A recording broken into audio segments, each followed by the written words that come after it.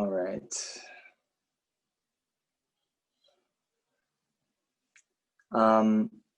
So I see a lot of familiar faces. It's very good that you've continued to come to this series of teachings. So I don't have to do much in terms of review, but in case there are some new people, and even if you've been coming for the past few sessions, it's good to just always go back to the big picture a bit, right? So what we're doing here, we're going over a collection of verses that Lama Zopa Rinpoche has compiled that is intended for his students.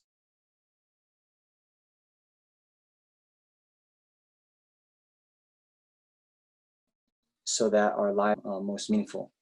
So how is this the case? Then as Rinpoche always is emphasizing, as the Buddha himself emphasized, that you know, the most important thing that determines whether our actions become positive or negative, virtue or non-virtue, is the motivation with which we undertake our actions. So here in the morning, if we engage in a type of meditation like this, we're setting our motivation in a very virtuous way, particularly having a motivation to achieve enlightenment for the benefit of all sentient beings, then all the rest of the activities that we do in our day, even the so-called normal activities like, you know, doing our jobs, eating, sleeping, having conversations with people, those all can be transformed into virtue if we have a proper motivation. So the first thing that we always have to keep in mind is trying to have this pot every day and throughout the day. So a few years ago, or might be many years ago by now, probably a decade ago, but the Dalai Lama was asked in an interview with CNN, how many hours a day does he meditate? And he famously said 24, right? So we don't have to think that, you know, we have to meditate with, you know, our eyes closed and in a beautiful lotus posture, but, you know, throughout the day, as long as we're keeping our minds in virtue, then we can be, in that sense, meditating. Remember, the etymology of meditation in Tibetan, gom, right? So gom has a connotation of habituation, familiarization. So throughout the whole day, we can be continually habituating or familiarizing our minds in virtuous thoughts. Okay. So if we do that, then we'll be transforming our suffering life into happiness. Means we'll be transforming our motivation from one that is primarily preoccupied with one, the 8 worldly concerns, as you know, the 4 opposing pairs of, you know, gain and loss, pleasant physical sensations, unpleasant physical sensations, right? And then good reputation, bad reputation, and hearing pleasant sounds or praise versus being criticized. So those 8 worldly concerns, in each of the 4 pairs, there's one that we are, you know, constantly striving after, and then there's one that we're constantly trying to avoid. And if we're honest with ourselves, then most of our lives are spent chasing after, in service of these 8 worldly concerns. And so the whole kind of opening the door to Dharma, which is one text, also the name of the text that Rinpoche is talking about a lot these days, is to get over our preoccupation with the 8 worldly concerns, and instead of thinking of just this life, think about what's happening in our future lives. And then instead of thinking about what our future life is going to bring, then thinking to get free of the whole cycle of samsara, of cyclic existence. And then rather than thinking about just our own liberation from samsara, to think about doing something to lead all the sentient beings from the oceans of samsaric suffering. And then, of course, as we motivated at the beginning of this session, in order to do that, we must achieve the state of our highest potential, that of complete enlightenment. And therefore, doing all the various practices that lead to enlightenment. Okay? So what I just said in that last minute actually is an encapsulation of the so-called three capable beings, or the motivations of these three type of practitioners. So we saw in the text that we are going through now that the first prayer by Dorje Chang Losang Jinpa is what we call a glance meditation on the Lam Rim, and it lays out all the Buddha's teachings in order of practice. And then to even further distill it, they have this presentation of the three capable beings, who in turn are motivating to do one of those three things, right? One, to get a good rebirth in the next life. Two, to get free of samsara, cyclic existence. Or three, to achieve complete enlightenment for the benefit of all sentient beings. Okay, that's a review for all of you.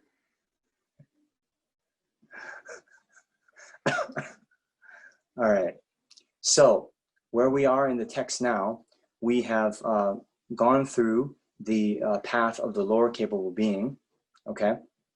And it was actually quite interesting. In the last talk we had on Sunday, we were talking about this path of the lower capable being. We're talking about, in particular, the meditation on death and impermanence. And I don't know if many of you are following Lama Zopa's teachings from Kopan, but the teachings that came out this week were also on those topics. So, yeah. So let's turn to the text, and now we are on this beginning prayer by Dorje Chang Losang Jinpa, and we're at this paragraph.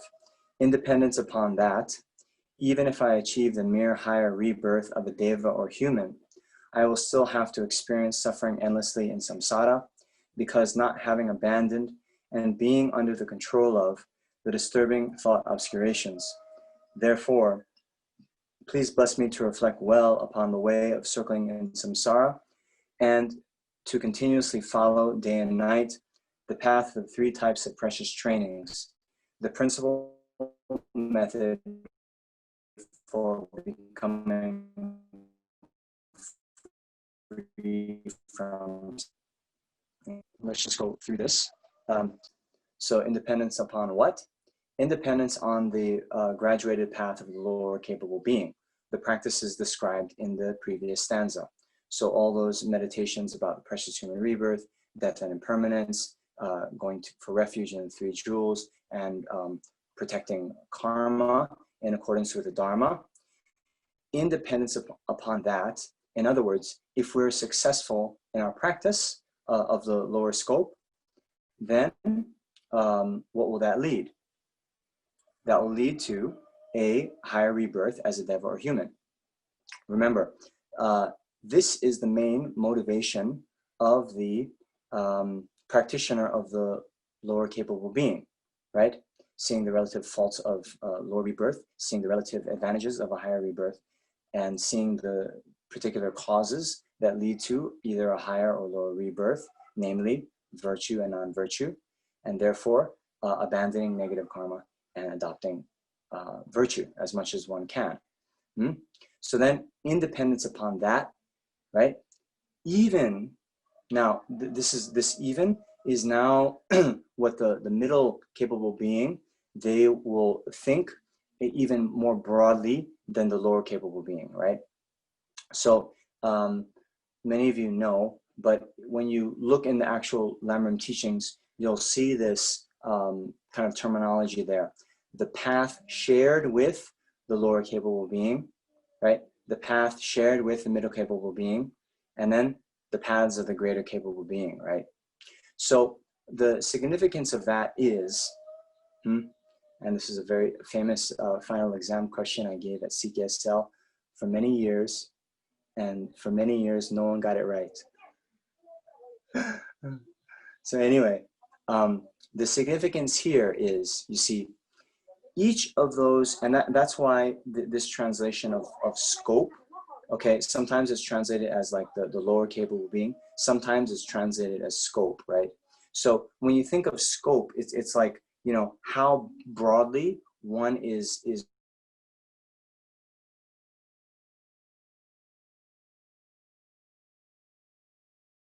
spiritual.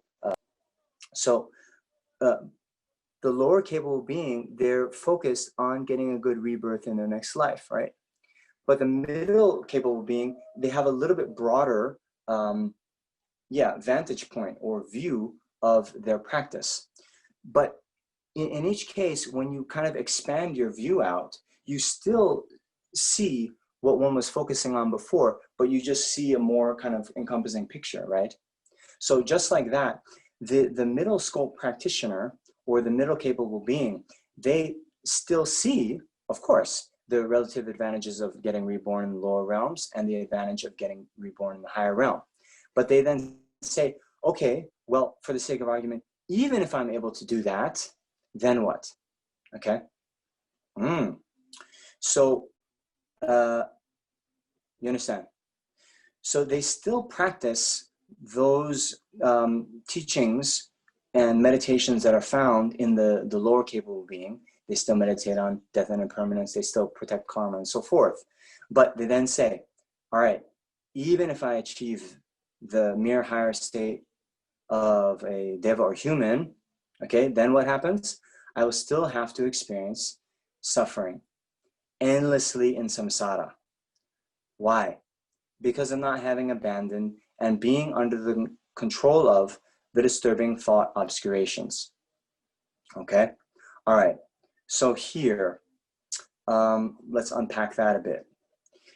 So many of you who have been with me over the years, then you should be able to define quite well what samsara is, right? And don't just say cyclic existence.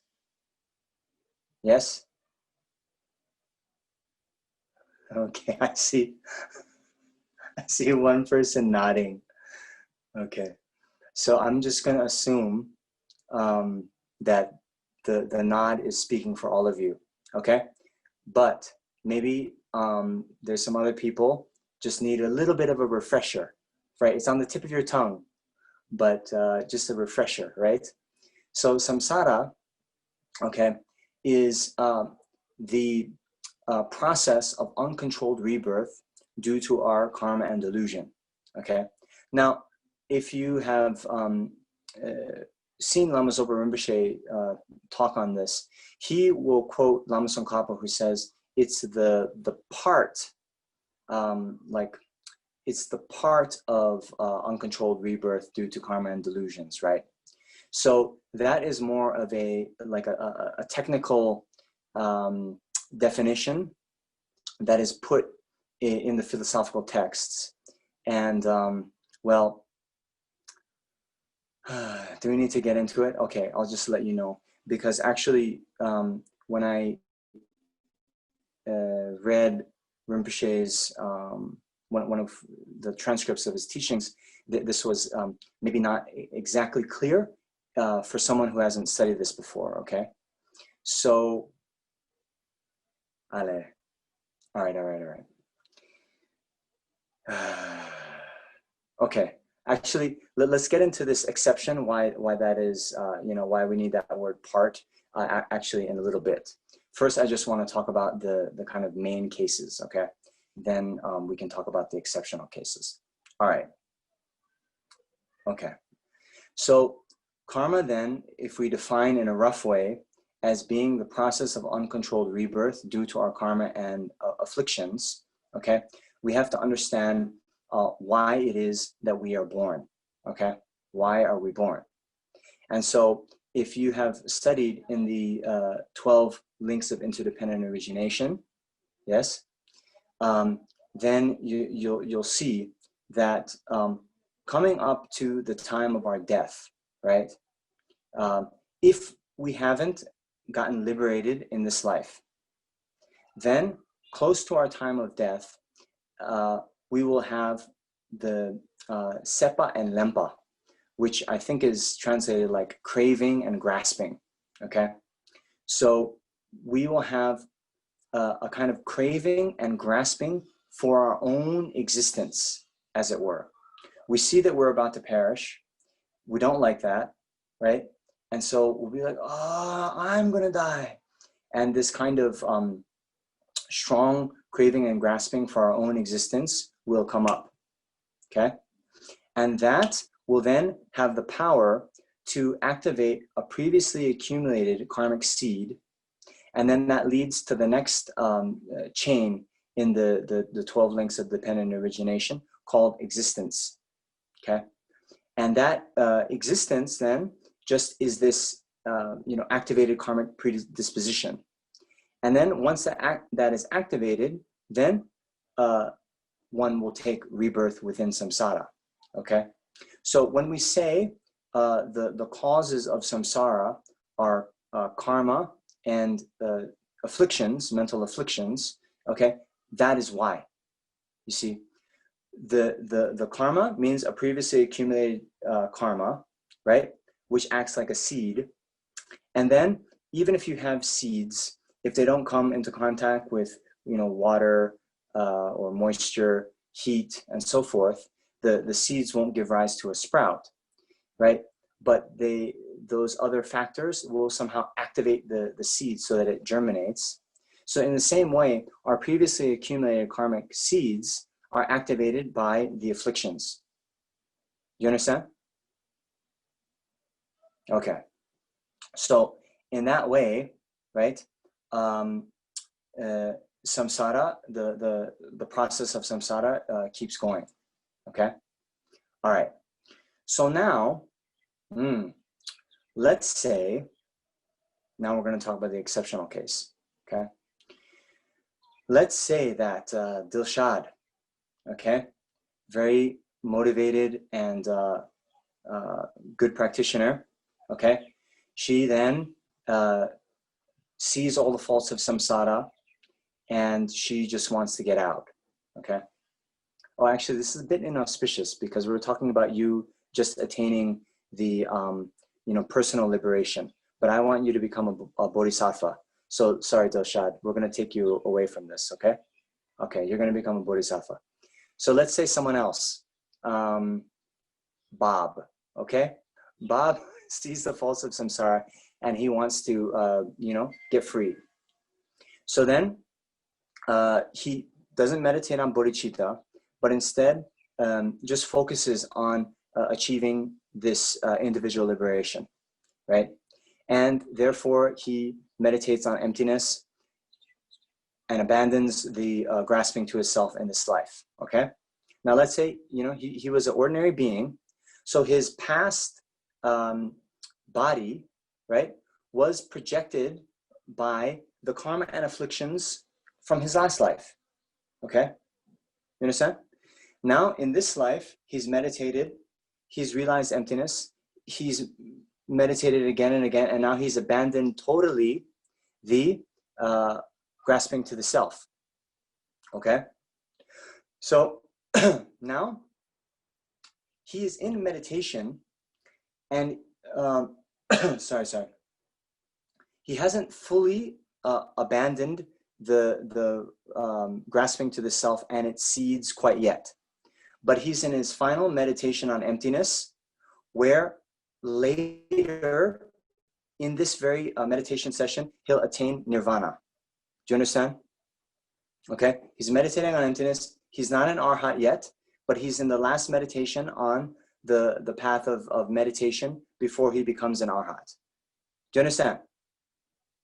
Okay, so now, he's not liberated, right? Okay, but it's certain he's not going to get reborn in samsara due to karma and afflictions again. Okay, right. So has he abandoned samsara yet? No, he hasn't. Yet he will no longer have an uncontrolled rebirth within samsara. Okay, do you understand? So therefore, they say this, oh, samsara is the part of, you know, uncontrolled rebirth due to karma and afflictions. Okay? Is this going over your head? Anyway, if you see that in the commentary, Rinpoche will sometimes talk about that. So it's this kind of very special case, because a doubt can come up where you say,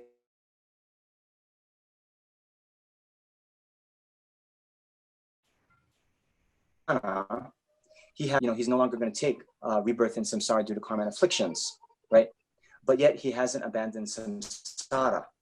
So if we just say that, you know, it's the process of uncontrolled rebirth due to karma and afflictions, he has no more uncontrolled rebirth, right? But we still want to say he has samsara because he hasn't abandoned it. You understand? Okay. Now, when you read, I think if you continue to read Rinpoche's commentaries, you'll run into that, and I hope you'll understand it now. If you're more confused, then I'm sorry.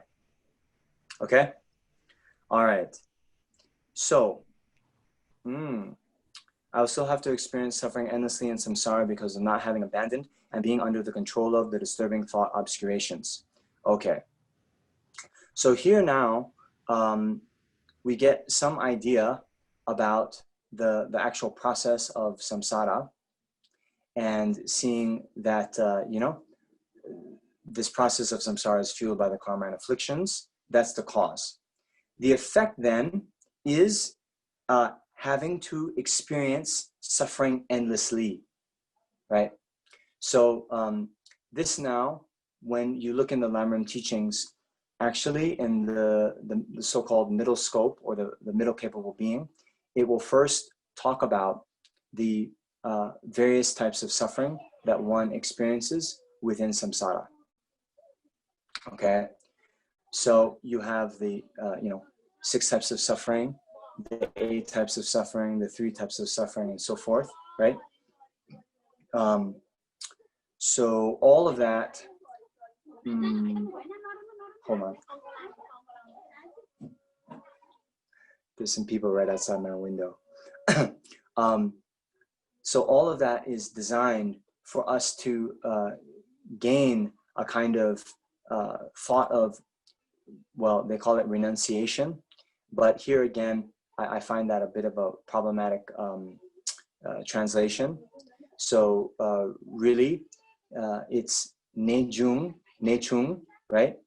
Which some of you would know means definite emergence, okay?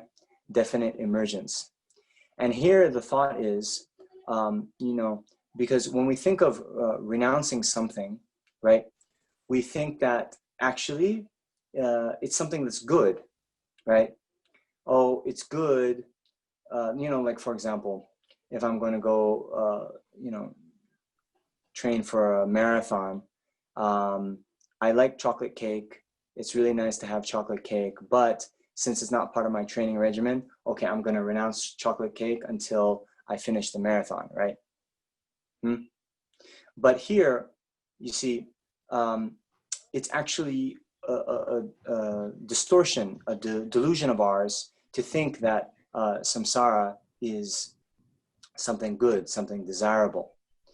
And so this reflection on the faults of samsara, seeing that how when we're in samsara, as long as we're under the control of our karma and delusions, we're going to experience one type of unsatisfying, dissatisfactory experience or another, then really reflecting in that way will generate within us a mind that, oh, hey, I definitely have to emerge from samsara, nejung. Okay, I definitely have to emerge from samsara means I have to get free from the causes of samsara, right? Which is what the attainment of nirvana means, right? Okay. So until we are able to abandon the causes of samsara, then, you know, as it says in Nagarjuna's letter to a friend, right? So in the Buddhist cosmology, then it's beginningless samsaric rebirth, right? But even more terrifying than that, then if we don't get liberated, then our future rebirths in samsara will be even more than that. Do you understand? So Nagarjuna in the letter to a friend says, you know, from beginning of samsaric rebirth, the milk that we've drank from our mother's breast would be more than the great ocean. But if we don't attain liberation, then the amount we'll drink in the future will be even more than that. Do you understand? Yeah, and similarly, he makes these analogies about, you know, the bones of all the skeletons that we've taken as we have, you know, taken rebirth within samsara. If you stack all those bones up, then those will reach higher than Mount Meru, and makes various analogies like this about the kind of beginningless, and if we don't get liberated, endless scope and expanse of samsara.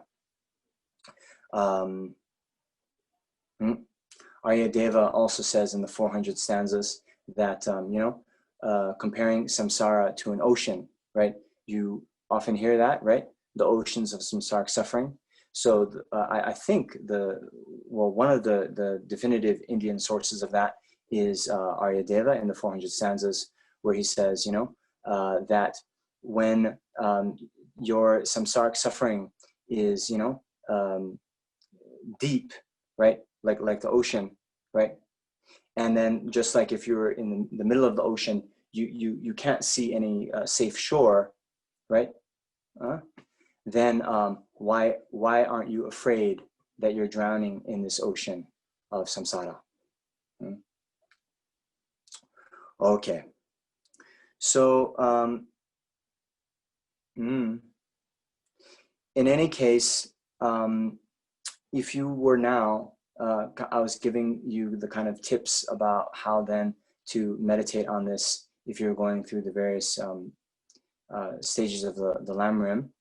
And here, when you're on the middle capable being, you would actually, at this sentence, I will still have to experience suffering endlessly in samsara.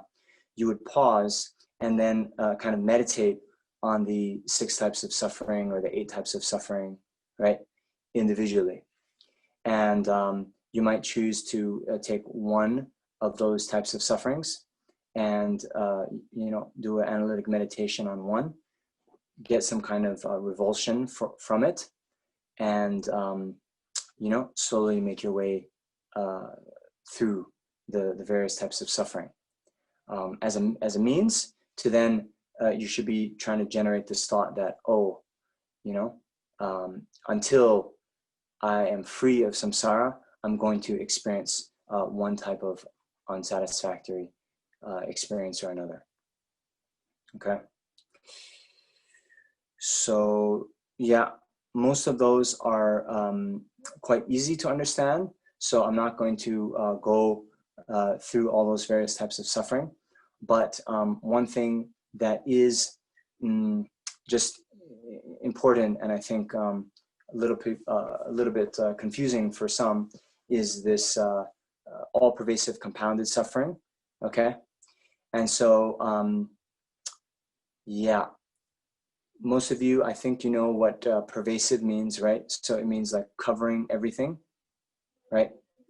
And so this all-pervasive compounded suffering, in a way, is actually just what the meaning of samsara is.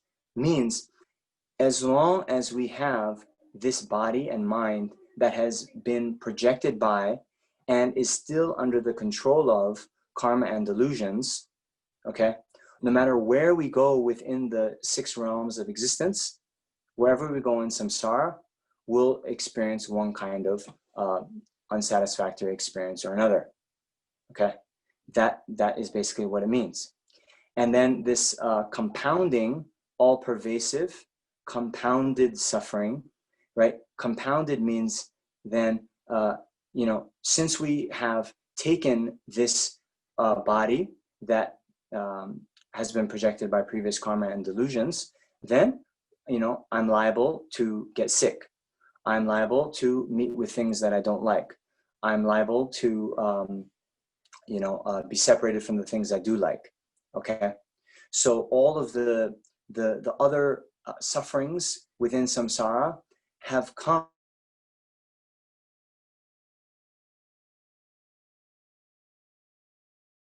by previous karma and delusions. Do you understand? And then, since I still have these karma and delusions, then every moment I'm creating more causes for samsaric suffering in the future. And so in that way, it's, you know, compounding, right? Every second, every moment, I'm just experiencing suffering that I've accumulated in the past and creating the cause for suffering in the future. Okay?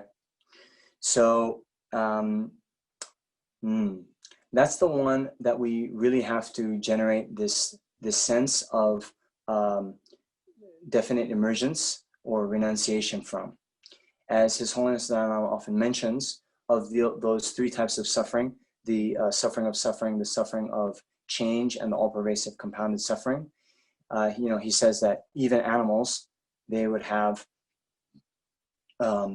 renunciation or a thought to be free of the suffering of suffering, right? And these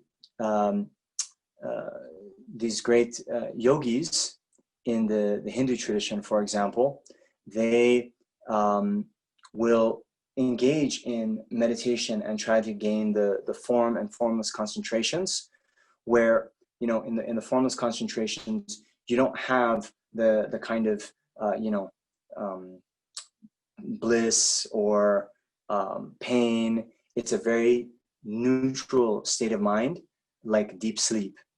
Okay, because they see that even the bliss of a pleasant sensation is somehow agitating for the mind.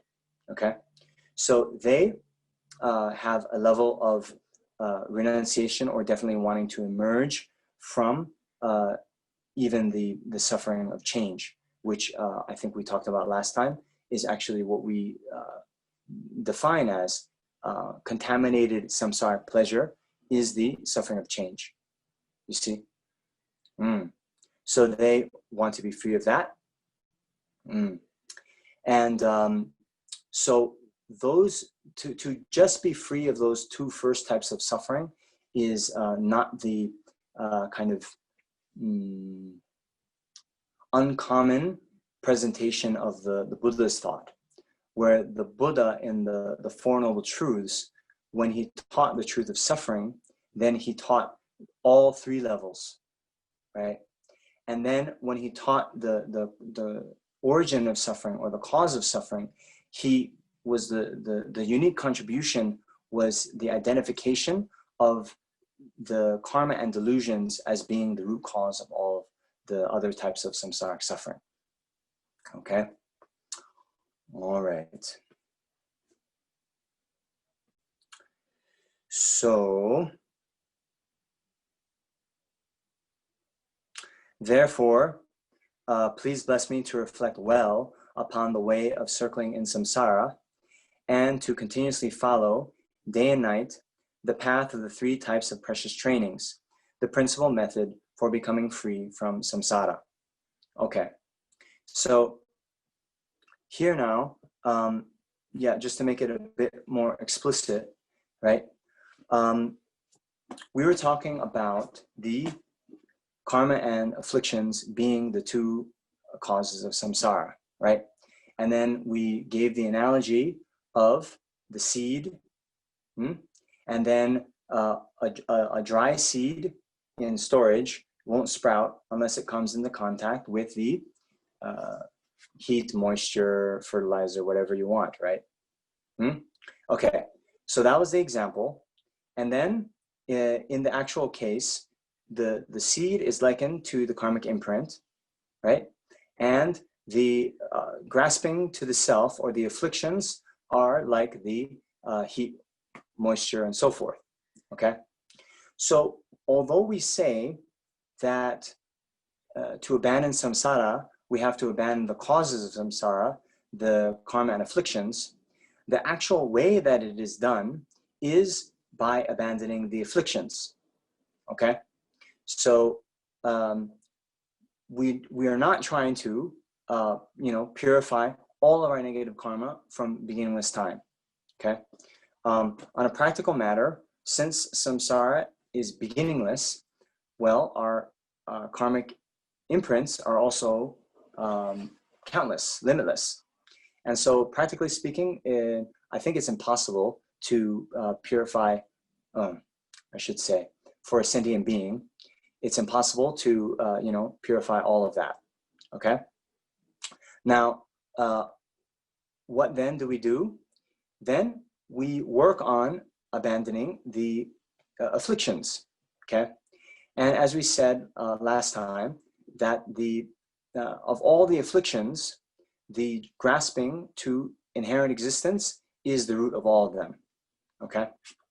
So I will read to you a quotation that Lama Zopa Rinpoche often talks about,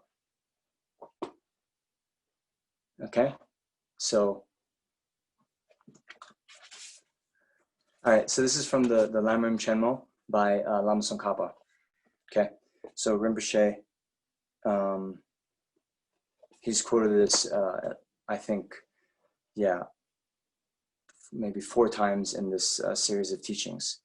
So, ignorance superimposes an intrinsic nature on things.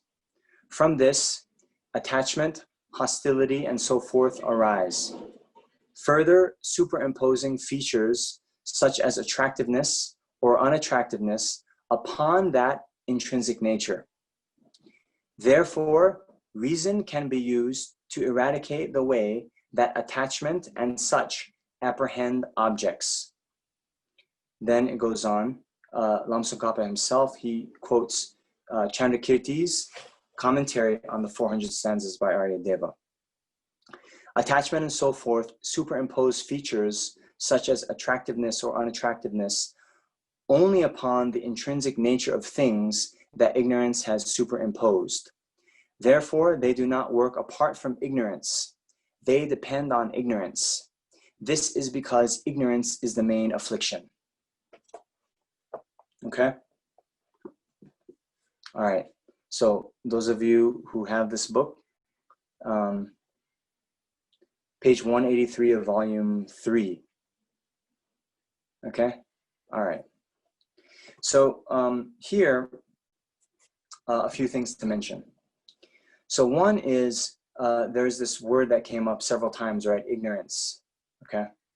And so in other treatises, you'll see that ignorance is the root cause of samsara, okay?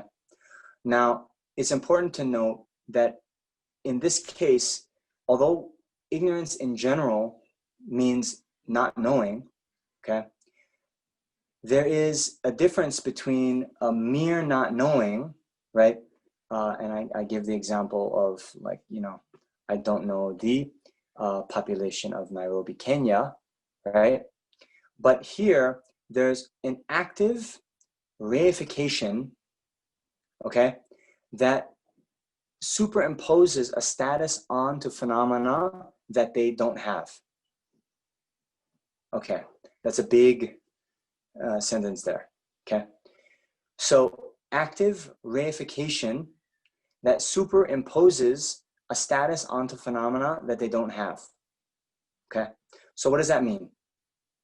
All right, so here, it's important to keep in mind that the two truths. And if you've been following Venerable Lexok's other series that goes on Tuesday, he's been talking about the two truths. I'm not sure how far he's gotten, but we have the kind of conventional truth, right? And then we have the ultimate truth, okay? Or the conventional nature and ultimate nature of all phenomena. And all of these, everything that exists has both of these two natures, okay? So the things that we see in the world, like tables, books, cups, and so forth, okay? They all exist, okay? That's not coming into debate. That is not a source of, conflict for the Buddhist or the Buddha, okay? But there is a question then, how these things exist, okay? Do you understand? How they exist. So I was, I often give this kind of thought experiment that's actually a Zen koan.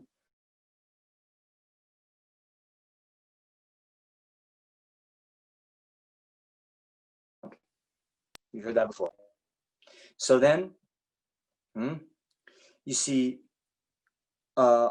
most of us, and if we're all in the same room, I do this thing. I have people raise their hand if they agree, yes or no, and then I like to debate people. But we're not going to do that today. But let me just skip to the kind of the crux of it. Those of us, we have a kind of thought that, oh yes, of course, it makes a sound, even if no one is there to hear it, okay? So we have a kind of deeply ingrained sense that there are these objects somehow out there, right? Independent from our minds, right? That are independent from our minds. Yes? Okay, thank you for your honesty. Okay, so now there's different terminology here, right? But we have on the one side objective existence, right? Independent existence, right? True existence, inherent existence on the one side, and on the other side we have, subjective existence, dependent existence, right? Existence that's being merely imputed or merely designated by the mind, okay? And so all the various Buddhist schools, then how they are differentiated mainly is through how they then fall on the spectrum of the status of phenomena, how phenomena exist, okay? Remember, how they exist. So all the different Buddhist schools, all four of them, and even the sub-schools, the things like cups and pens and so forth, they exist. They all agree on that. But how it exists and where the pen lies on that kind of spectrum of objective existence versus subjective existence, that is what they're debating on. That is where they disagree. Do you understand? So here, in this school that is, of course, taught by Buddha, later commentated upon by Nagarjuna, and then later Aryadeva, Chandrakirti, and Tsongkhapa, then what this sort of exaggerated, superimposed sense that we project onto things, what that actually means is inherent existence, independent existence, objective existence, okay? So this is what we call the so-called object of negation, okay? So the object of negation does not exist, but the ignorant mind then grasps onto it, clings onto it, and believes that it is real, okay? And that is then what Tsongkhapa and Chandrakirti here are saying is the, you know, the root, right? So I'll read it again. Ignorance superimposes an intrinsic nature on things. Okay? From this, attachment, hostility, and so forth arise, further superimposing features such as attractiveness or unattractiveness on that intrinsic nature. Okay, now, this is important. Therefore, reason can also be used to eradicate the way that attachment and such apprehend objects. Okay? So, okay, it's like this, right? We have a false belief in intrinsic nature, okay? That somehow the objects exist in and of themselves independent from our mind. Now, once the ignorant mind grasps onto and believes in the independent intrinsic nature of things, then the qualities, right, the characteristics such as attractiveness or unattractiveness then can hang, as it were, on that object, right? So, you know, you have to have that object first. You have an ignorant mind that believes that it intrinsically exists, and then the characteristic of attractiveness, then it's attractively, its attractiveness is inherently or intrinsically there, part of the object. Do you understand? Okay, so now the question is, does that object that is held on to the ignorant mind, does that one exist? In other words, does inherent existence, does intrinsic existence exist? So this is the subject of the analysis, okay? And Chandrakirti's, the Buddhas, Samkapas, His Holiness the Dalai Lamas, what their hypothesis is that object that is grasped onto by the ignorant mind that clings to inherent existence, okay? What is this object?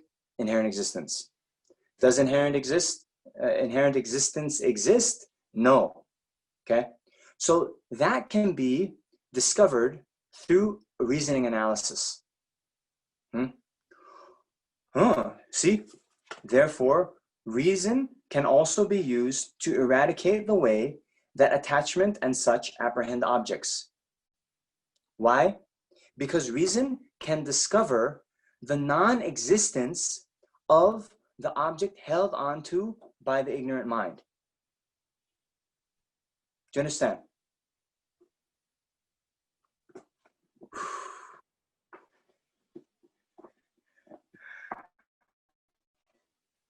Okay.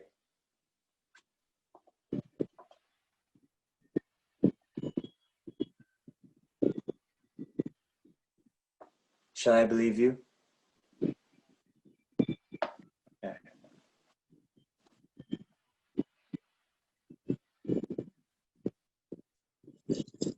Okay.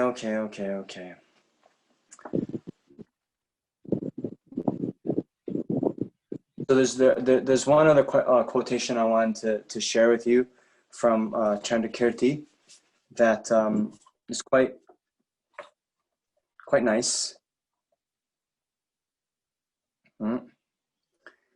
Yogis who wish to enter into reality and who wish to eliminate all afflictions and faults examine the question, what does this cyclic existence have at its root? When they thoroughly investigate this, they see that cyclic existence has at its root the reifying view of the perishing aggregates, and they see that the self is the object observed by that reifying view of the perishing aggregates. They see that not observing the self leads to eliminating the reifying view of the perishing aggregates, and that through eliminating that, all afflictions and faults are overcome. Hence, at the very beginning, they examine only the self, asking, what is the self? That is the object of the conception of the self. Okay, those of you, it's on page 120, going into 121, volume 3. Okay.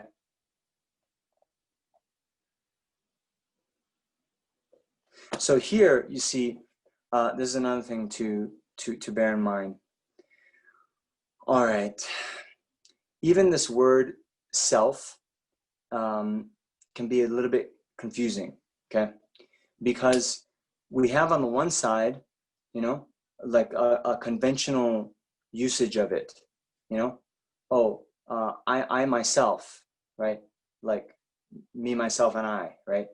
So there is a sense of the self being just like the conventional person. And that one exists. But we also have the sense of the self, or the Atman, for example, in the ancient Indian philosophical schools, where we have this kind of idea, maybe akin to the soul in you know, Western thought, right? Where there is a kind of permanent, eternal, non-changing entity of me, right? That is somehow independent from my body and mind, and you know, continues on even after I perish from this body in this world, right? But on even more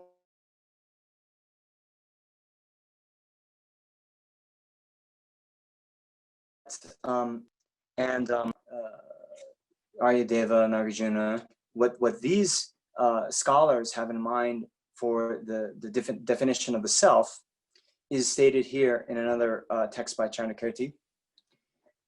Self is an essence of things that does not append on others. It is an intrinsic nature. The non-existence of that is selflessness. Because of the division into objects and persons, it is understood twofold: a selflessness of objects and a selflessness of persons. Do you understand? So there very clearly, okay, here it's saying what we're talking about when we say, you know, selflessness, and here selflessness of objects, selflessness of persons, it means you know, an essence of things that does not depend on others, an intrinsic nature. Okay, so then when we talk about a conventionally existent phenomena like a book, its lack of intrinsic nature is the selflessness of the book. Okay, when we talk about a person, then Bob's lack of inherent existence is the selflessness of Bob. Okay, so we have the selflessness of person and the selflessness of other you know, objects or phenomena that is differentiated by the type of phenomena it is. Okay, if it is a person, their lack of inherent existence is the selflessness of person. If it's an existent phenomena other than a person, like a book or a pen, then the pen's lack of inherent existence is the selflessness of phenomena. Okay, so what is being negated in both is the same: inherent existence. Do you understand?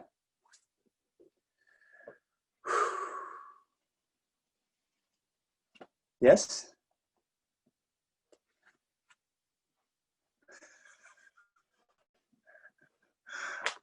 Because I'm not sure I understand. So if you understand, that's good. I'm joking. All right. Okay.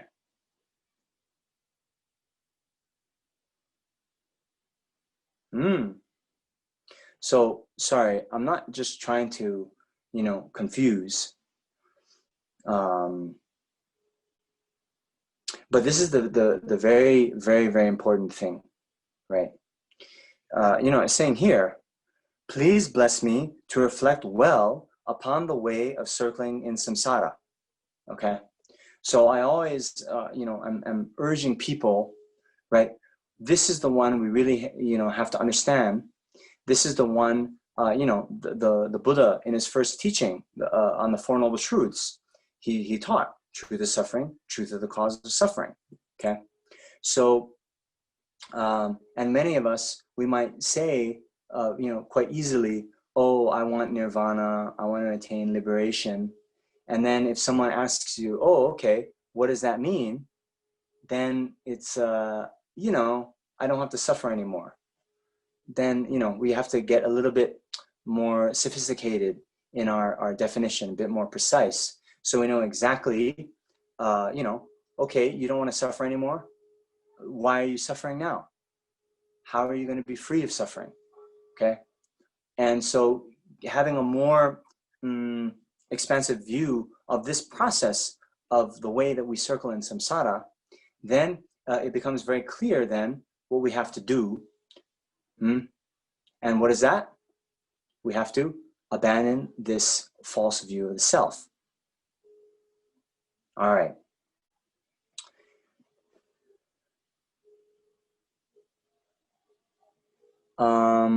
We have what, about half an hour? Yes, okay. All right, so then what do we then have to do? And to continuously follow day and night the path of the three types of precious trainings, the principal method for becoming free from samsara. All right. So, again, now that we know what samsara is, right? Then to become free of samsara, what do we need to be free of? The cause of samsara. Of the two causes of samsara, karma and afflictions, what's the most important one? Afflictions. And then we saw in this quotation from Chandrakirti and Tsongkhapa that the ignorance that grasps to inherent existence is actually the root of all the afflictions. Remember?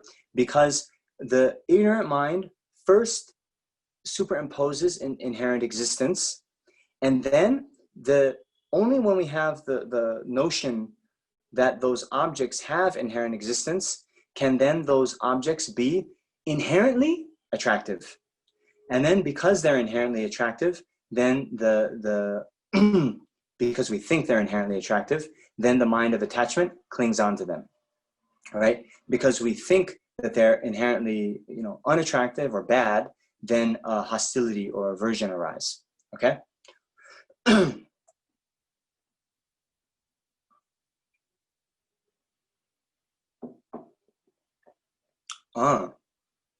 So now the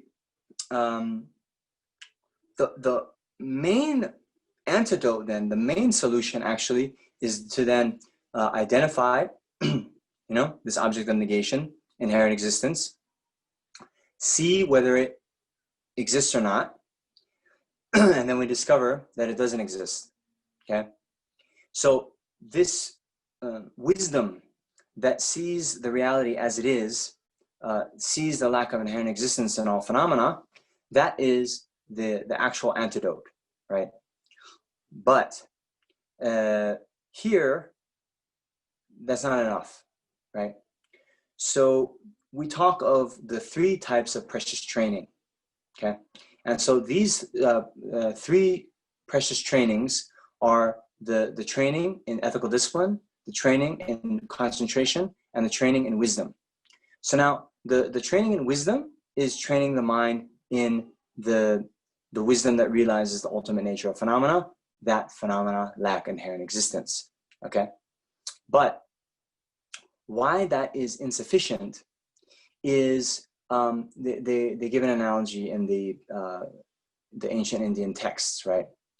So one analogy is, you know, if you went inside a temple at night and had a candle and wanted to see the kind of murals on the wall, if it was quite windy and the candle was flickering back and forth so much, then the light wouldn't be strong enough, wouldn't be bright enough for you to see what's on the walls, right? So similarly, most of us, and we might discover this every time we sit down to try to meditate, when we try to do a simple task like even following our breath, counting to 10 breaths, our minds are constantly, like flickering in the wind, and all these other thoughts are bubbling up, and we get so distracted. All right. So now, if we are trying to kind of meditate on emptiness, right? Because again, look, the process of getting liberation isn't then to just say like, oh, all phenomena lack inherent existence. Okay, I got the right answer. It's not like that. Even reciting, all the sutras, or if like, I don't know, somehow the Buddha was giving you like a multiple choice exam, and you just click all phenomena lack inherent existence. Can I get liberated, please? It's not like that, right? We have to cultivate this this realization and internalize it, because the ignorance that has been grasping onto inherent existence we've had since beginningless time. Okay, try to comprehend beginningless time. Okay, so similarly, to uproot and abandon this ignorance, we need a very strong and powerful remedy.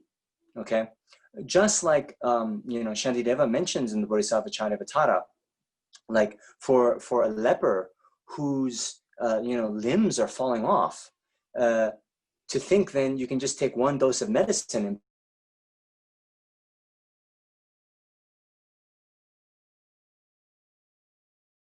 so similarly, we who have been afflicted with disturbing emotions since beginningless time, we need to cultivate our practice for a long period of time, and particularly this wisdom realizing emptiness.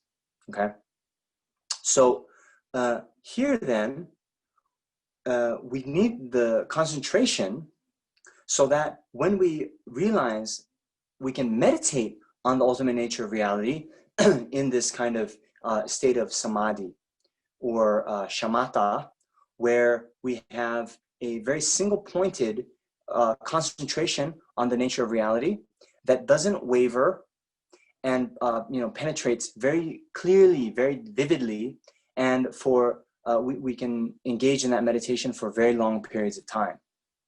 All right. Now, after we do that for a long period of time, because remember, we were talking last week about these three classifications of the manifest phenomena, slightly hidden phenomena, and extremely hidden phenomena, right? So emptiness is which of the three? Slightly hidden phenomena.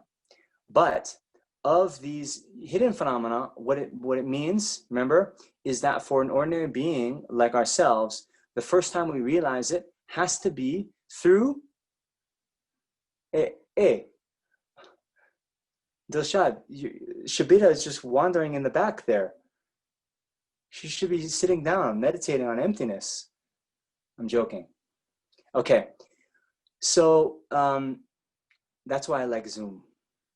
I can see who's really paying attention, who's just wandering around, Okay, so anyway, what was I talking about? Oh yeah, so the first time we realize emptiness, it has to be done through reasoning consciousness, right? Where it's not a direct perception, it's through a mental image. Remember, when we realize the fire on the faraway mountain pass, due to the presence of smoke, we can't directly see the fire, but we infer it through directly seeing the smoke. So in a similar way, we first through inference, through this kind of conceptual consciousness, realize emptiness. But if we then combine the conceptual realization of emptiness with this mind of shamatha, right, of the calm abiding mind that is, able to hold its object for, as long as we want, basically, then with repeated meditation, then eventually that inferential cognizer, right, the conceptual mind will eventually turn into a direct cognition, okay, where it's as if we see emptiness like we see forms, like we see with our own eyes. Okay, that kind of direct realization, encumbered by mental imagery or conceptual thought. Do you understand? And it's only that direct realization of emptiness that has the power to start to abandon the ignorance grasping onto inherent existence along with its seeds. Okay, so as some of you know, then once we get this direct realization of emptiness, that is actually simultaneous with the path of seeing, and then we still have to meditate again and again and go through the whole path of meditation so that we can abandon the grasping to true existence completely. Okay, so anyway, that's why we need the second of the three higher trainings, the higher training in concentration. But then we also need the prerequisite to that is the higher training in ethical discipline. And so here, yeah, you'll see different presentations, but one of the main things is that, you see, with ethical discipline, we actually become undistracted. Because for us beings in the desire realm, what is the main thing that is constantly distracting us but the kind of, sensory enjoyments, okay? But by maintaining, very pure ethical discipline, then the mind that is constantly chasing after, pleasant experiences and so forth will, gradually dissipate, okay? So some of you, if you've done like long meditation retreat, then you'll know how important it is to be in an isolated place that's quiet and hopefully away from the city.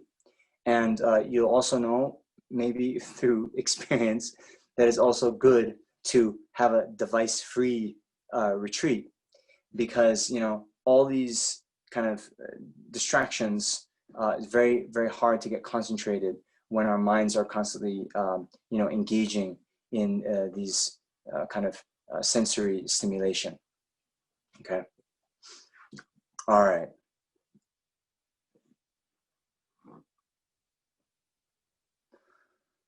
The principal method for becoming free from samsara. This is the graduated path of the middle capable being. Okay, so maybe we can leave it at that for today, and we can open it up for questions. How does that sound? Venerable, I have a question about self-grasping ignorance leading to suffering. You described how it leads to causes of suffering and then suffering. But how does self-cherishing attitude play into this? So the root of suffering is self-grasping ignorance, but without self-cherishing attitude, it can never give rise to suffering. So how does that work? I don't know if I've articulated it properly. So where does self-grasping, self-cherishing attitude come into that? Okay. We haven't yet, Shanti, in this course, talked about the self-cherishing attitude. That's going to be next time. Right? Okay. Okay. But in general, let me just kind of refute one thing you said, where I think you said, without the self-cherishing attitude, then the self-grasping can't give rise to suffering. Is that what you said? Yes. So that's actually not the case. Okay. So, but yeah, I don't think there's time right now, and it's not the time to really talk about self-cherishing. That is going to be the focus of our next session. So I will answer this question in the next session more fully. Okay, thank you. Okay.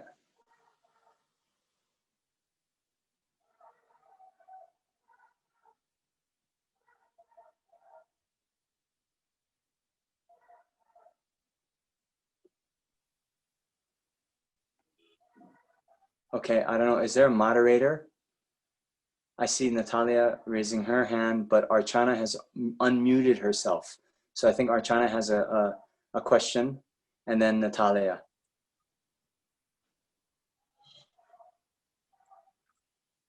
Yeah, Venerable, you talked about the steps, that is active reification and then superimposing an intrinsic status that the self doesn't have, and then that resulting in attachment or hostility arising. Yes, So,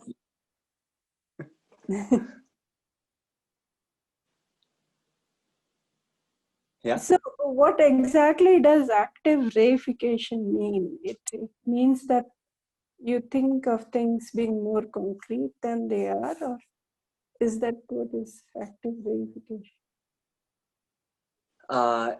Yes. Did everyone hear the question? So she's asking, you know, we're talking, and I gave this quotation from Chandakirti and Lama Tsongkhapa, where it's talking about the kind of mechanism, how the ignorance that grasps to inherent existence is actually the basis of all the afflictions, right? And so I think the point is, right? Okay, let's put it this way. You know, I often give this example, right, where we say, Lost you. yes? Lost you in between. Could you just? Oh, sorry. So I often give this statement, right? Beauty is in the eye of the beholder, right? So, you know, on a kind of, even people who haven't studied Nagarjuna and Chandakirti, we have the sense that, okay, there is no kind of, you know, intrinsic beauty. It's all up to, you know, the person, you know, one's own judgment. Or if you think about, like, you know, our taste, like what tastes good to us or not, then, you know, we don't, if That we're at it's a dinner, relative. Yeah. right?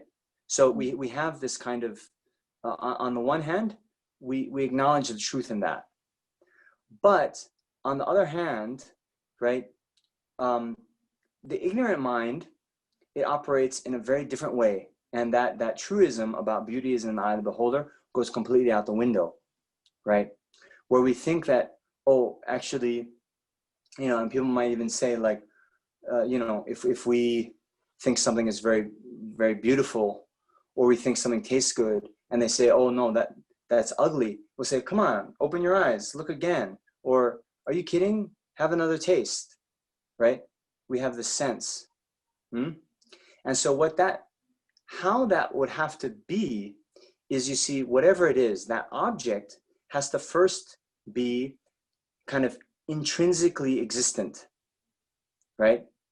And then if the object is intrinsically existent, then its different properties or its different qualities are also intrinsically established in the object, right?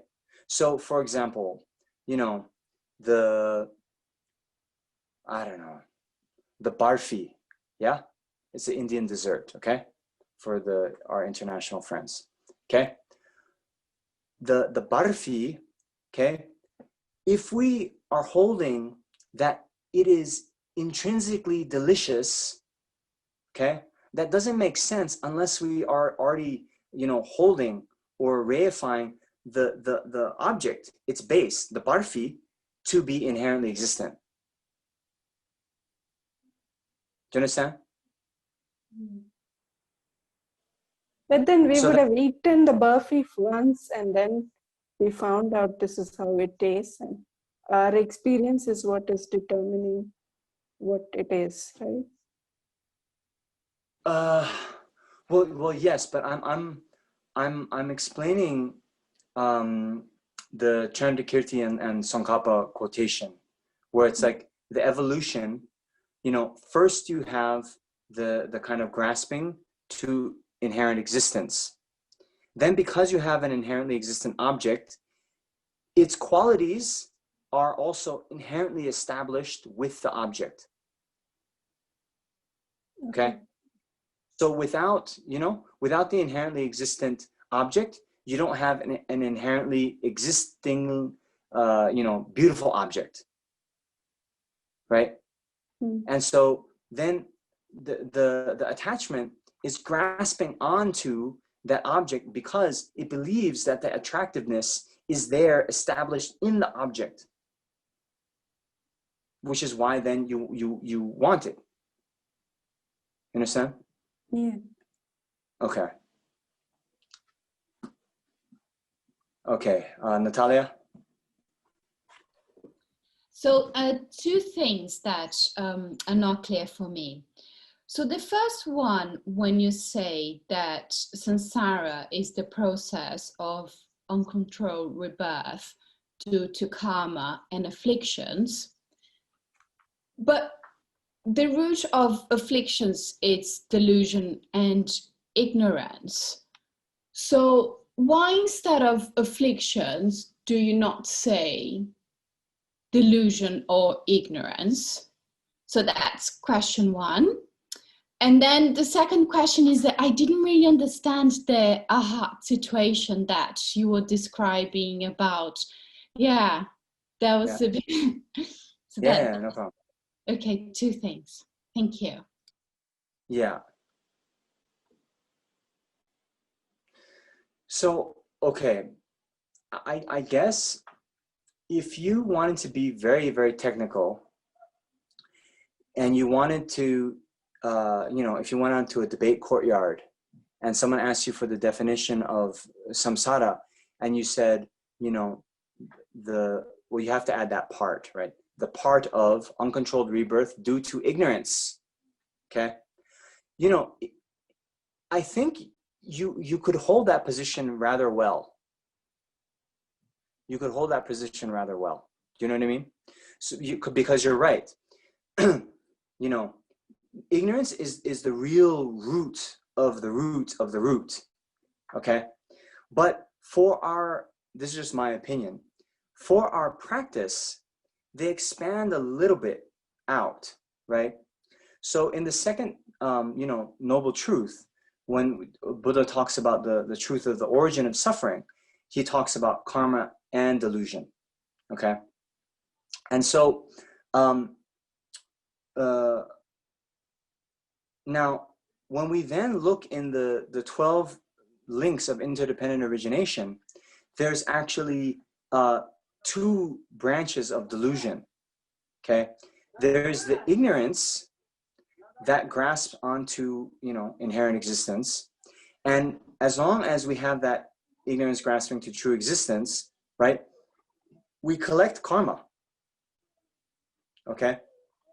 And so, positive or negative karma, okay? So even the actions that I as an ordinary being do that are virtuous, when I, give money to a beggar, right? It's still kind of operating under the kind of guise of ignorance, where I have a kind of innate belief in the giver, the gift, and the act of giving as somehow being inherently existent. So even if I have a good motivation, wishing to, free this person from their suffering, it's stained or contaminated by this concept of true existence, okay? And so I collect karma. I collect good karma, but that good karma is then only going to project me into taking a good rebirth within samsara, okay? So,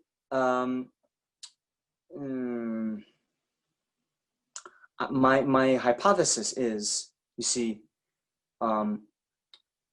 for us as beginners, the path of the lower capable being, it's mainly about taking care of karma, okay? When we get into the middle capable being, we then see, okay, well, as long as I'm under the power of being reborn with karma and delusions, I'm suffering in samsara, right? But how do you say? So we see then that our both our karma and our delusions are fueling the process. You understand? Because actually, you see, at the end, right before we take rebirth, it's the grasping, the clinging and the grasping that is the one that actually is activating the previous karmic imprint. And it's the ignorance that's directly kind of motivating us to collect the karmic imprints, right? So, yeah, I don't know if that makes it more clear or not. But I think that's at least one of the reasons why they break out both of them, because we have to understand that how the delusions are actually propelling us in samsara. There's the two ways. When we collect negative karma of any kind, positive or negative, and when that karma is actually activated and propels us into another rebirth. Okay, now for your next question. Yeah.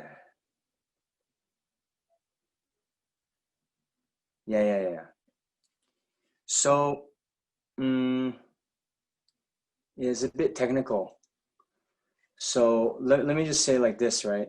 This person, okay, I remember we're talking about Bob. Bob, in his last life, you know, was projected into this life due to karma and afflictions. Okay? He is in samsara. But in this life, he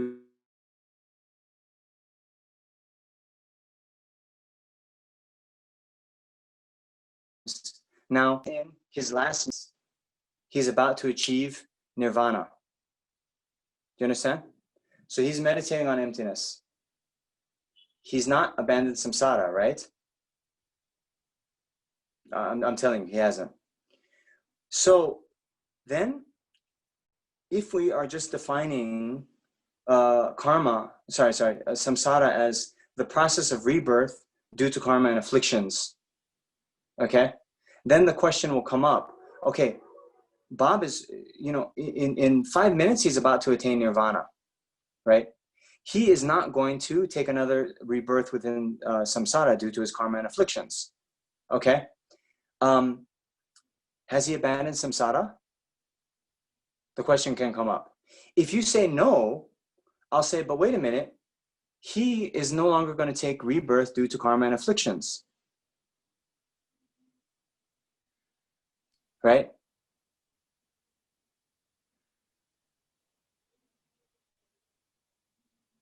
Yeah, this is actually quite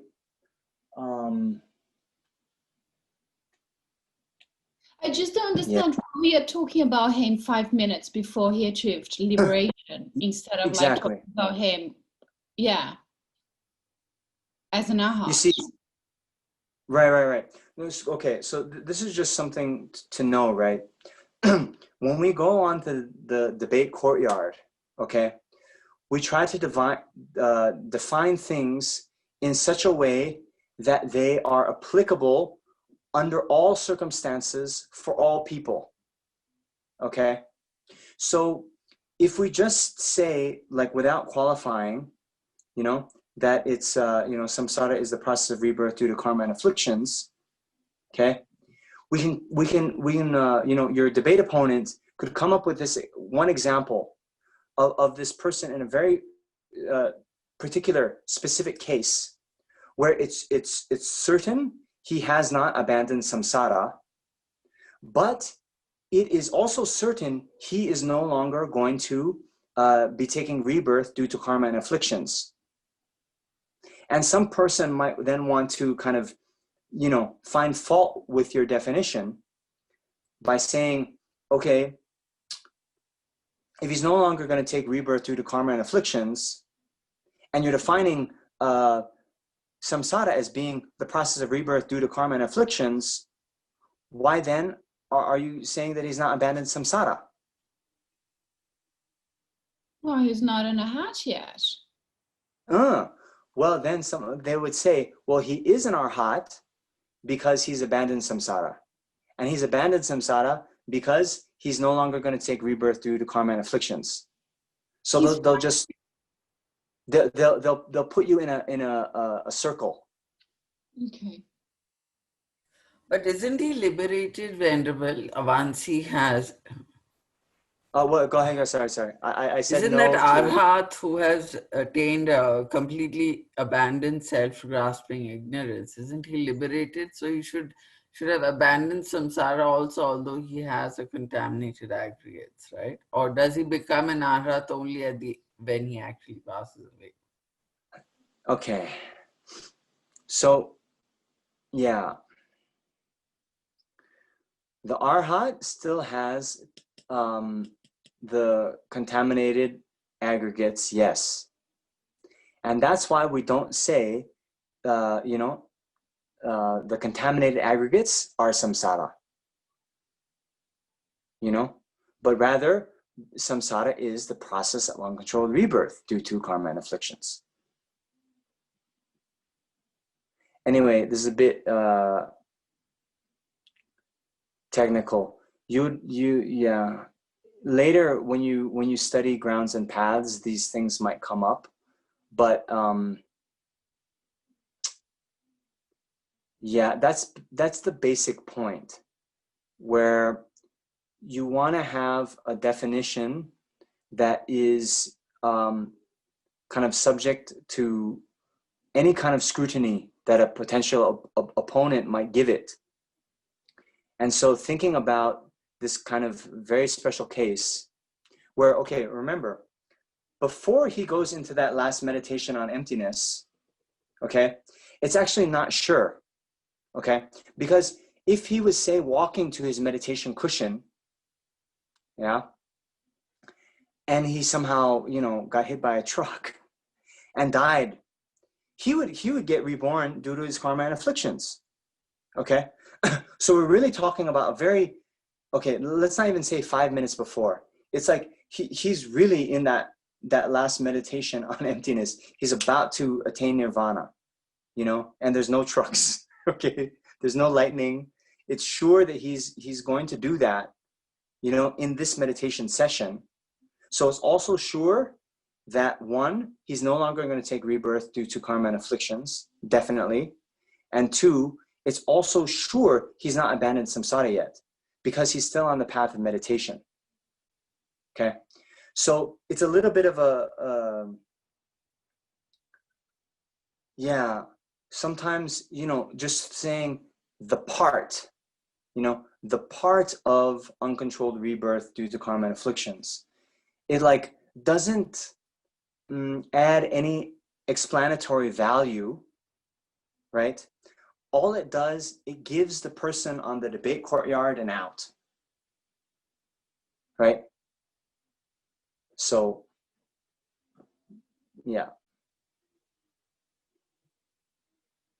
Okay, I saw maybe Subhashini has a question.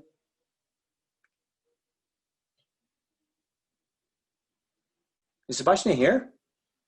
No, Namjong, she's joined on YouTube.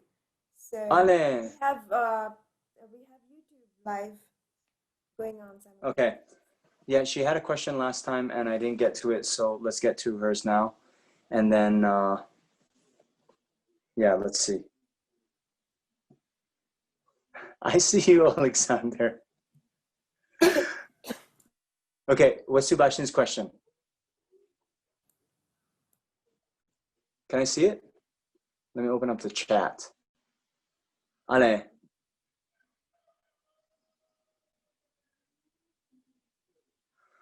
You talked about Atma being not associated with the body and mind.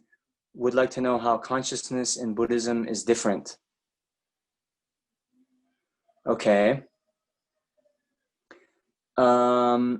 So, all right. In general, there's a little bit of kind of looseness when we talk with some of these terms, and then sometimes we get more technical about it. Okay, so when we talk in a more loose way, we say that the mind and the consciousness in some way is the same. Okay.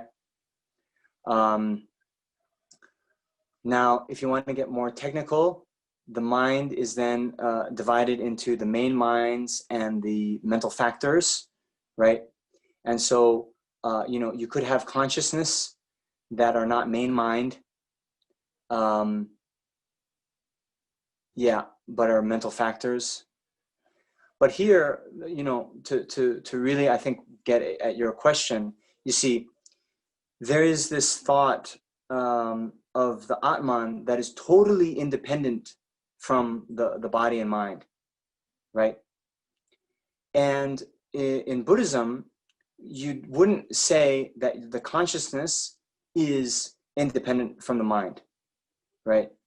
You'll either say that they're, you know, well, if you're talking loosely, you can say they're one and the same. If you're talking in a more precise manner, you would say that, you know, you could have a kind of consciousness where the main mind and its associated mental factors are actually of the same substance, and they have the same object, right? And they arise together, but they're kind of different entities, but they're not independent from each other. Okay, I saw Dilshad. I think, did you press like raised hand button?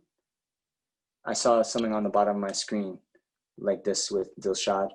And then we have Alexander, and then maybe we go home or stay home. Dilshad, yeah. Yes, Venerable. It's my mom's doubt, not a, I don't know whether it is a question or not. Yesterday she was saying I was watching the online Hello? teachings.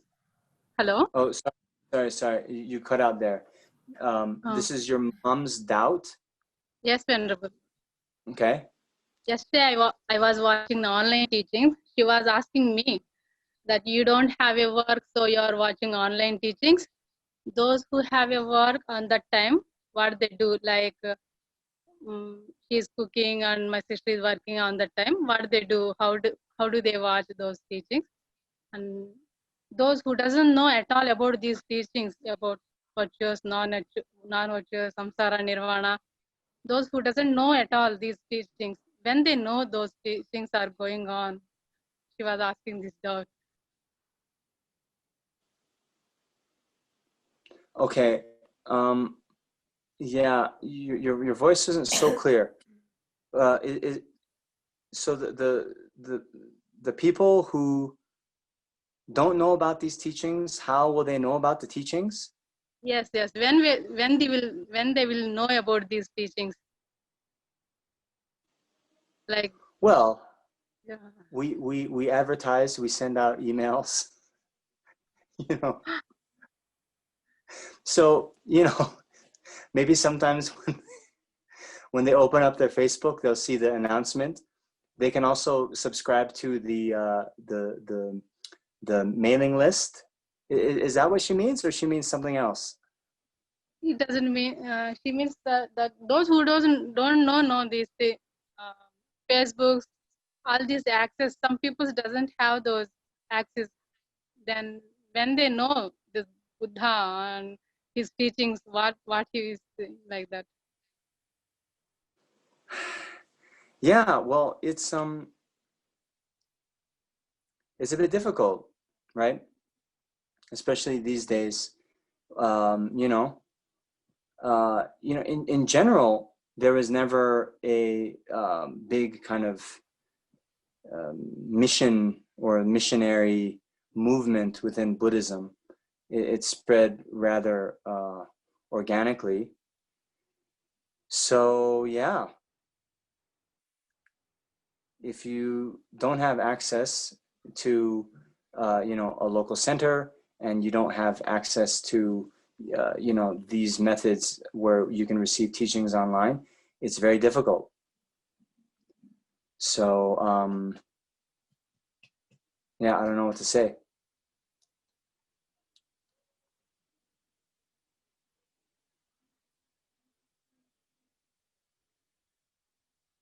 Then no answer for this. Well, maybe you can help me. I mean, I'm trying my best, you know. I'm online a few times a week. I'm doing what I can. But yeah, like people who I'm stuck in the mountains of Nepal, you know. I wish I could come to India and help out these people in a more real way. Okay. But yeah, due to the reality of the situation, you know, maybe you, Dilshad, you continue to study well, practice well, and then you say to your mom's friends, you know, or to your mother, okay, who are these people who are interested in the teachings? And I myself, that means you, Dilshad, I'll go and teach them. I'll lead them, you know, to enlightenment.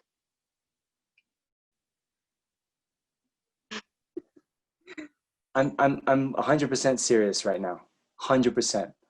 It's a little bit, it might seem funny, but I'm 100% serious. That's what happens, okay?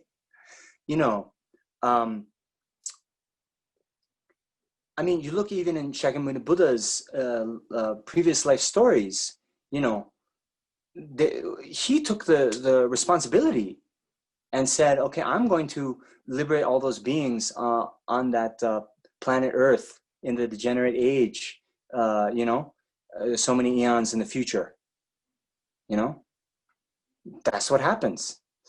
His other, you know, bodhisattva friends, when they through their power of clairvoyance, they're looking in the various like world systems, various times, they saw that you know, this day and age here on this planet would be very degenerate. Beings would be very difficult to subdue, and so his bodhisattva buddies, they're like, no, too hard for me, don't want to do it. But Shakyamuni Buddha said, I'm going to do it. You understand? But you know, on the other hand, part of why there is no kind of missionary movement is, you know, one should only teach to people who ask, right? And so actually in the Lam Rim itself, you're supposed to, you know, not just give teachings to anyone. And in fact, when they ask you, you should refuse and say, oh, no, I don't know anything, you know, be a bit, you know, subdued about it. Okay. So, so yeah, it's a little bit different from other religions in that way. Do you understand, Dilshad? Yes, Venerable. All right. Thank you. Thank you. Okay.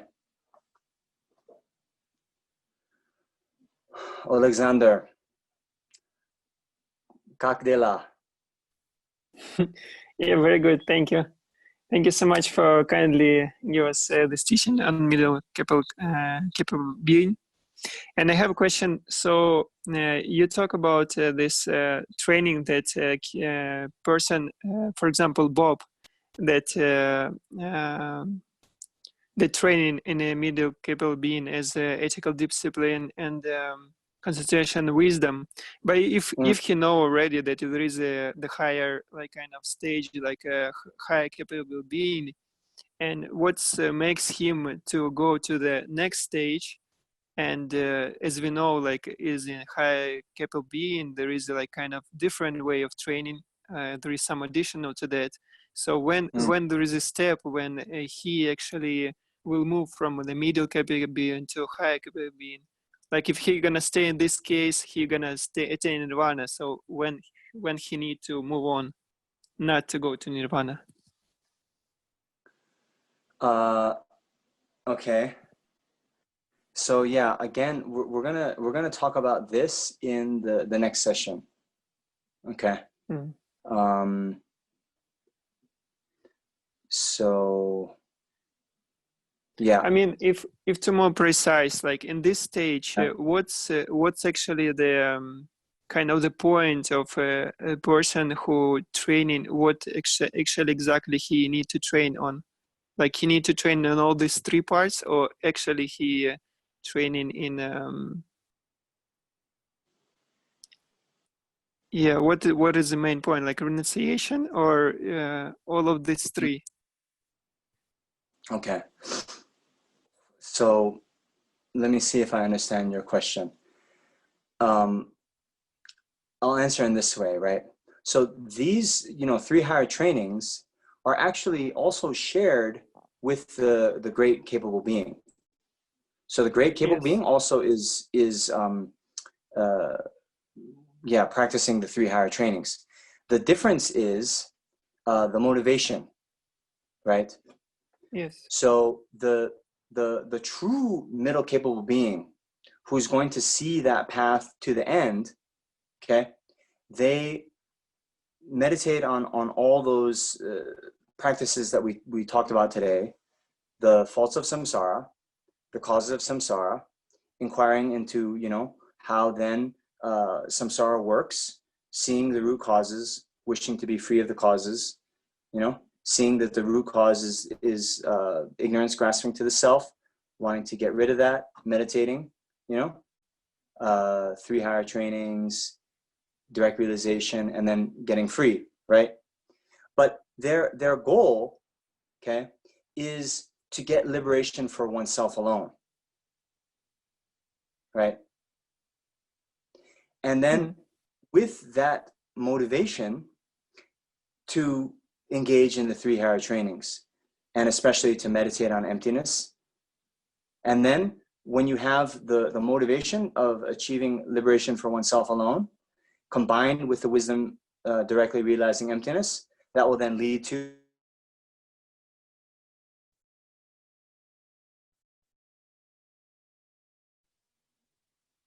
Is that answering your question?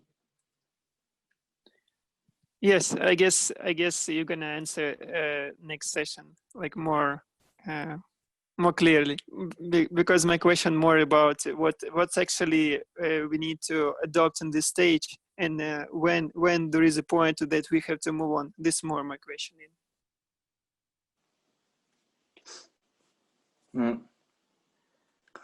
Well, I'm assuming you're talking from the standpoint of someone who's wanting to, not merely attain liberation for yourself alone, but, follow Dilshad's footsteps and go all the way to full enlightenment, right? Yes. So, for this, it's like with anything of the Lamrim, we are going to go through these various meditations again and again and again until we get the actual, realization, right? So these meditations on the faults of samsara, on the, Four Noble Truths, we have to meditate again and again.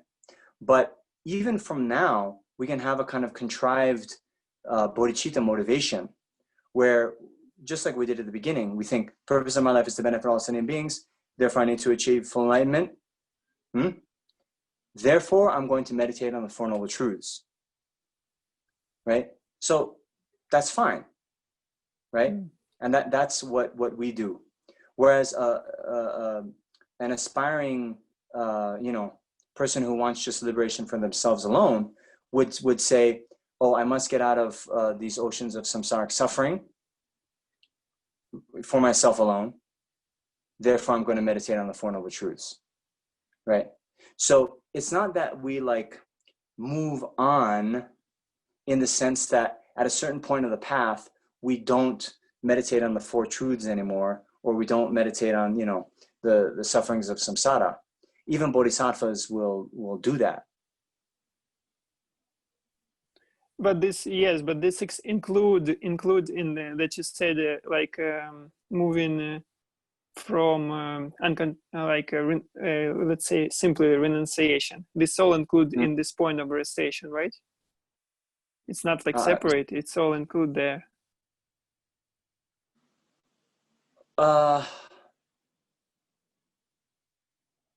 see, the one thing that is different is the conclusion, right? So you either can meditate on the faults of samsara, and then if you focus that in relation to yourself, you could then say, therefore, I have to get free from this samsara, right?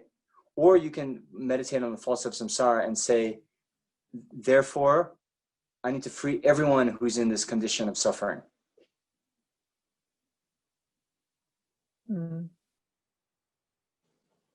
But the actual meditation on the faults of samsara would be the same.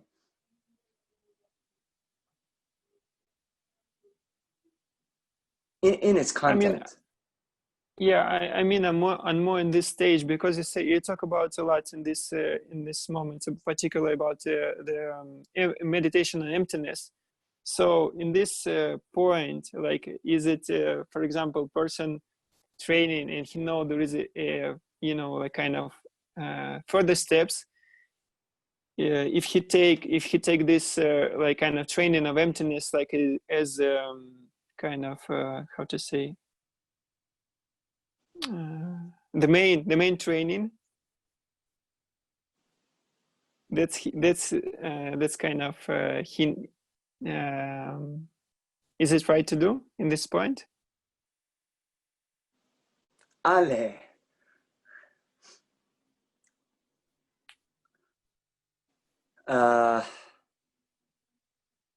See, that totally depends. And this is why one needs to become a Buddha. Because there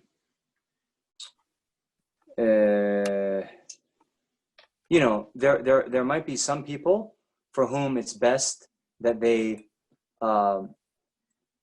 enter the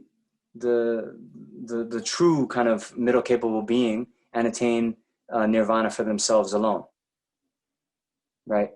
And not enter the bodhisattva path until after they've achieved nirvana, right? There'd be other people who,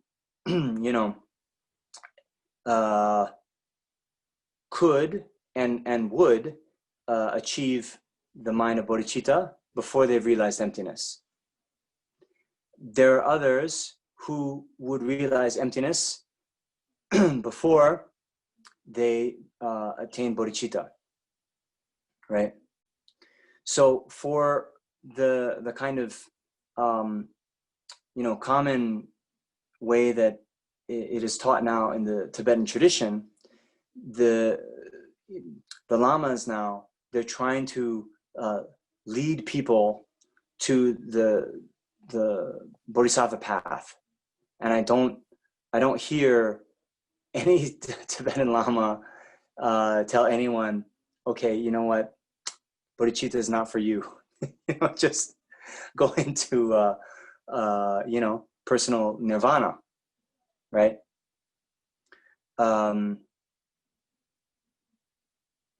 Yeah. You still there? Yeah, I understand. It's more, it's very individual thing. So it's all good, but it's more, it's all an individual thing. Like, it's individual, how you say, predisposition, how it's called? Predisposition? Propensity, maybe? Yeah.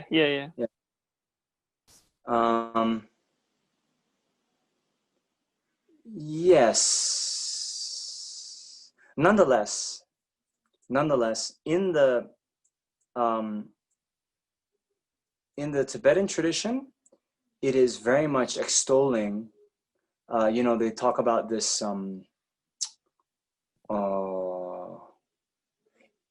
At the beginning of the so-called higher capable being, they're talking about how from the very outset you should be aspiring to enter the Mahayana. So, but yeah, of course, there are a few individual cases that, it'd be better if they achieve nirvana first. Yeah, thank you. Nye jashta.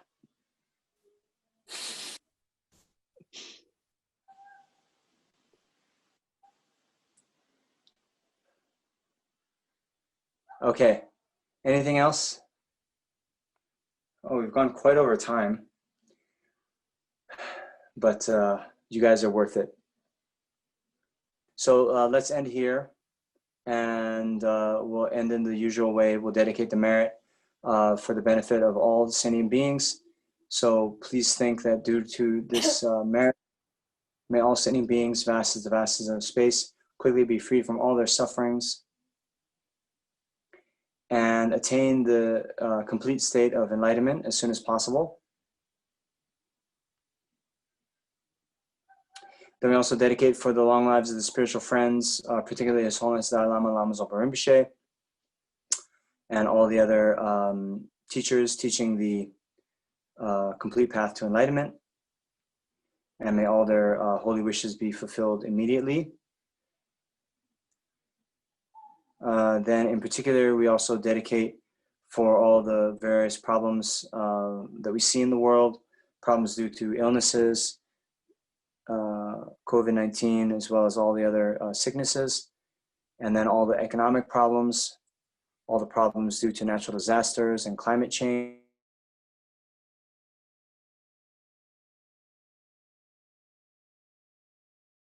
Be instantly pacified.